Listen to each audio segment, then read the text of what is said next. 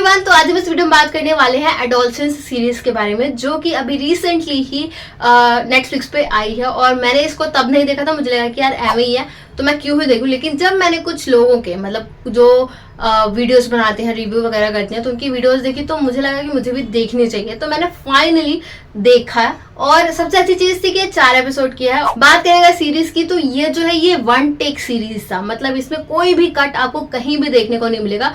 और ये कहीं ना कहीं एक अलग ही जोन में लेके जाता है कि मतलब जो एक्टर्स है ना, ऐसा फील होगा कि तुम खुद उस चीज को जी रहे हो। कहीं भी आपको कट देखने को नहीं मिलने वाला है। एकदम सीरीज जो है चल रही है अपने फ्लो में। और भाई जब भी शूट हुई होगी ना, बहुत सोच समझ के दिमाग लगा के शूट किया होगा क्योंकि बहुत सारी चीजें होती है भाई। कितने थाउजेंड्स ऑफ टेक्स होते हैं एक फिल्म को बनाने में, लेकिन इस सीरीज में एक भी टेक नहीं है। मतलब अमेजिंग ओवरऑल। मुझे अगर मैं अपनी बात करूं तो मुझे बहुत अच्छी भी लगी है और नहीं भी। मेरा मिक्स फीलिंग था इसको देखने के बाद, क्योंकि हम क्या होता है ना कि जब भी कोई सीरीज या फिल्म देखें तो उसको जज करने लगते हैं। ये बड़ी गलती होती है हमारी। हम उसमें वो जो बताने की कोशिश की जा रही है ना, हम उस पर ध्यान नहीं देते।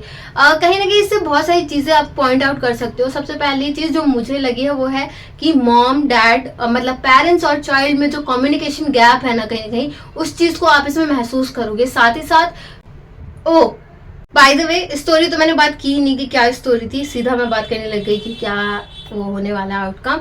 बाकी स्टोरी की अगर मैं बात करूँ तो 13 साल का एक लड़का है, तो अपने स्कूल की एक लड़की का उसने मर्डर कर दिया है। और प्रॉपर वीडियो वगैरह है जो पुलिस वाले हैं जो इन्वेस्टिगेशन कर रहे हैं उससे रिलेटेड। लेकिन वो लड़का जो है फर्स्ट एपिसोड में वो मानता ही नहीं है। आई थिंक फर्स्ट एपिसोड के लास्ट में जाकर वो वीडियो जो भी पुलिस ऑफिसर्स है वो दिखाते हैं कि लो भैया, तुमने चाकू से अपनी उस लड़की को मारा है और ये तुमने किया है। और फिर वहां पता चलता है कि लड़के ने मतलब मारा है उस लड़की को।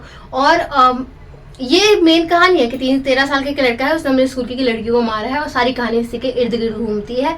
और बहुत सारी चीजें जो है इस वेब सीरीज से, इस सीरीज से जानने को मिली है। To be very honest, after watching this series ना, मुझे इमोजीज यूज करने में थोड़ा सा डर लगने वाला है, क्योंकि हर इमोजी का आप सब जानते हो कि बहुत मतलब होते हैं। और मुझे ज्यादा नॉलेज नहीं है, मतलब मैं जेनजी हूँ, लेकिन फिर भी मेरे को कोई मतलब ही नहीं है भाई, मुझे समझ में ही नहीं आते। मैं सिंपल वो जो स्माइली वाला इमोजी होता है वो यूज करती हूँ बस। ये जो एडोलसेंस सीरीज है, कहीं ना कहीं इमोजीज और जो वर्ड्स हैं कहीं ना कहीं उन सब चीज़ों को लेकर आपको कहीं ना कहीं सीरियसनेस प्रोवाइड कराता है कि भाई तुम सोच समझ के यूज़ किया करो। और कहीं ना कहीं अगर मैं अब बात करूँ कि एट द एंड पूरे सीरीज को देखने के बाद मुझे क्या फील हुआ है, तो कुछ चीज़ें थी जो मुझे लगी कि यार शायद मुझे नहीं देखनी चाहिए थी। मतलब मैं दिमागी तौर पे शायद मैच्योर नहीं हूँ उन सब चीज़ों को जानने के लिए। सबसे पहले ये जो सीरीज है उसको मैंने इसकी ओरिजिनल लैंग्वेज में ही देखा है। डब वर्जन में भी ये प्रोवाइडेड था, लेकिन मैंने नहीं देखा क्योंकि मुझे फील ही नहीं आता। टू बी वेरी ऑनेस्ट, जब भी मैं डब वर्जन में देखती हूँ, मतलब आई एम नॉट सेइंग कि डब वर्जन जो है वो अच्छे नहीं होते हैं, मैं कह रही हूँ क्योंकि वो फील नहीं होती ना। क्योंकि जो इमोशंस वो अपनी लैंग्वेज में शेयर करता है, चाहे वो के ड्रामा हो चाहे कोई भी चीज़ हो यार, तो मैंने इनकी ओरिजिनल लैंग्वेज में देखा है और मुझे ऐसा फील हुआ है। बाकी ओवरऑल किताब बोलेगी, इस सीरीज से मुझे 3 से 4 चीजें थी जो लगी हैं। सबसे पहले आप एट द एंड जब इस सीरीज को देख रहे होगे तो उसके पेरेंट्स भी रिग्रेट करते हैं कि भाई हमने ही कहीं ना कहीं गलती कर दी शायद।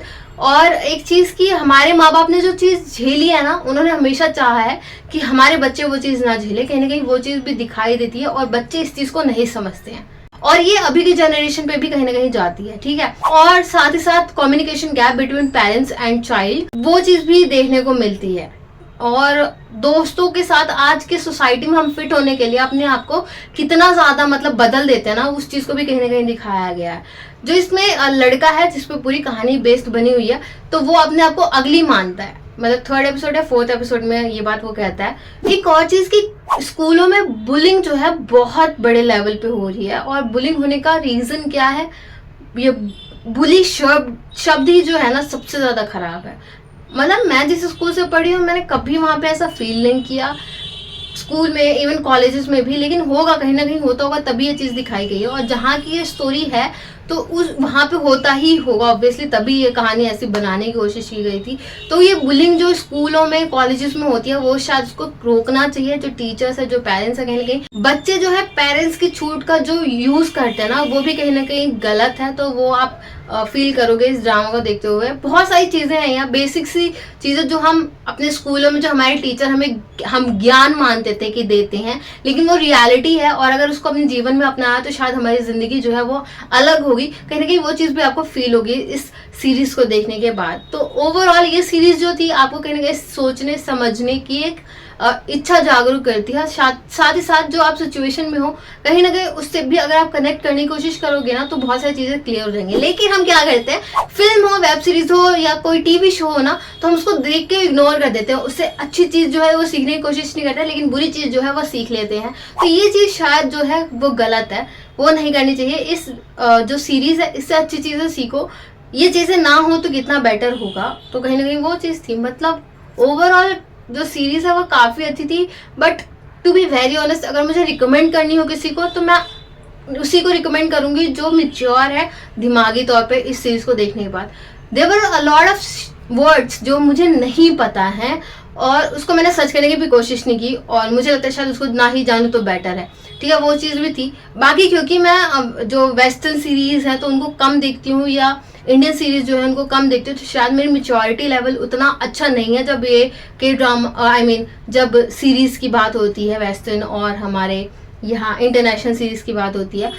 क्योंकि मैं स्वीट और एक्शन से दूर वाली चीज़ें पसंद करती हूँ देखना, शायद इस वजह से मुझे ऐसी सीरीज में मेच्योरिटी अभी नहीं है। तो या बाकी अगर आपको ये एडोलसेंस देखनी है तो आप अपनी एज का ध्यान रख के तब देखना।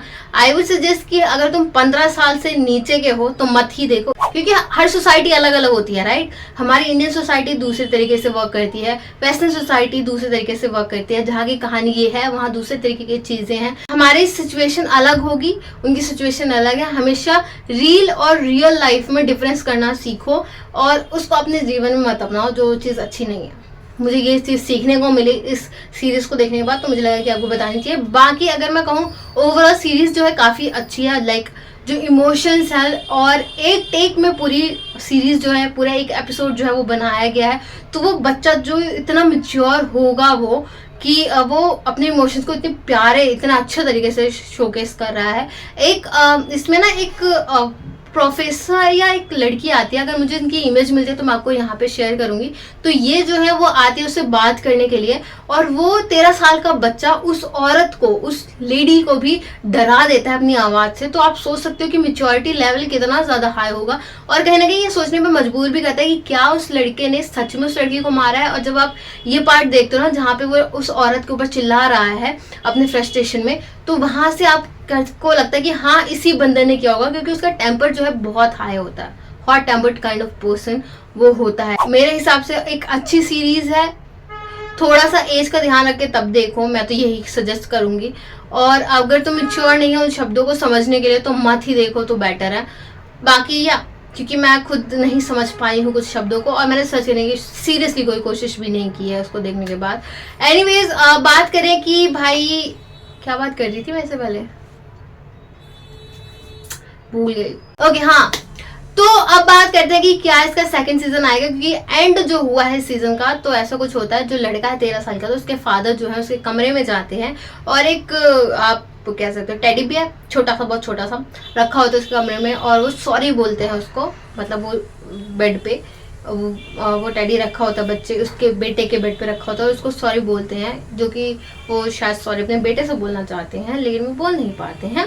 तो ये चीज़ होती है। तो वहाँ थोड़ा सा लगता है कि हाँ शायद सेकंड सीजन आएगा, और शायद सेकंड सीजन में ये हो कि वो जो लड़का है ना तो उसने खून ना किया हो। मे बी शायद ये सेकंड सीजन में हो सकता है। खैर इस वीडियो में इतना ही। बाकी फिल्म, वेब सीरीज और गाने से रिलेटेड अपडेट्स के लिए चैनल को लाइक करें, शेयर करें, सब्सक्राइब करें। हम मिलते हैं अगली वीडियो में। Bye bye.